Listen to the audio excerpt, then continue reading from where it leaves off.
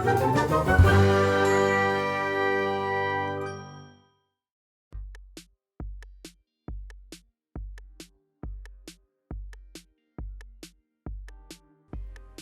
شك إن الخيانة هي أشد وأصعب أنواع الألم في الحياة.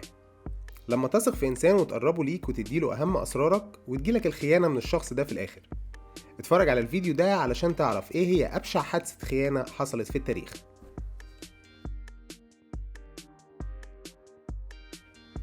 يوليوس قيصر هو إمبراطور وزعيم سياسي روماني وجنرال عسكري. اتحققت على إيديه كتير من الفتوحات والإنجازات العسكرية والإصلاحات الاجتماعية. يوليوس قيصر حارب في كتير من الحروب والمعارك وكان قاسي جدا على أعدائه، وكان مهتم جدا بالفتوحات العسكرية علشان يوسع نفوذ روما، واتشهر جدا بأنه الجنرال الشجاع القاسي على أعدائه في نفس الوقت. الإمبراطورية الرومانية في الوقت ده كان بيحكمها حكومة ثلاثية، ودي كانت أول حكومة ثلاثية في التاريخ. وكان يوليوس قيصر في الوقت ده متحالف مع أحد الحكام الثلاثة وهو كراسوس، اللي كان فيه خلافات بينه وبين الحاكم بومبي. تطور الخلاف بينهم وانتهى بتولي يوليوس قيصر حكم روما، وعزل باقي الحكام ليصبح الحاكم الوحيد ليها. وحاول يحقق إصلاحات سياسية زي توسيع قاعدة مجلس الشيوخ علشان تقدر كل فئات الشعب تشارك فيه، ودي طبعا حاجة خلت نبلاء روما يحقدوا عليه ويتضايقوا منه. ماركوس يونيوس بروتوس الشهير ببروتوس هو واحد من أهم رجال الحياة السياسية في روما، وعضو مجلس الشيوخ الروماني. وطبعا شهرته زادت جدا بعد ما اشترك في مؤامرة اغتيال يوليوس قيصر.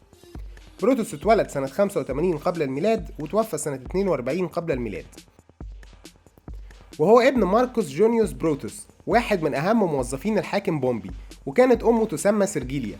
ويقال إن والد بروتوس الحقيقي هو يوليوس قيصر، لأن كان في شبهة علاقة غير شرعية بين أمه سرجيليا ويوليوس قيصر.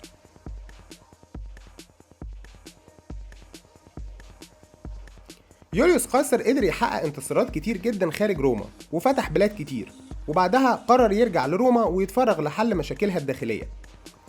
وبعد ما أشراف روما عرفوا خبر عودة القيصر قرروا يتخلصوا منه عن طريق القتل، واقترح واحد من النبلاء وهو كاسيوس على بروتوس وأعضاء تانيين في مجلس الشيوخ اغتيال القيصر، لأن المتآمرين كانوا محتاجين موافقة بروتوس على الخطة والاشتراك فيها، لأن بروتوس واحد من أشد المقربين للقيصر، وفي اعتقاد انه ابنه الغير شرعي بسبب علاقة القيصر بوالدة بروتوس، وده خلى فيه حقد دفين عند بروتوس تجاه القيصر.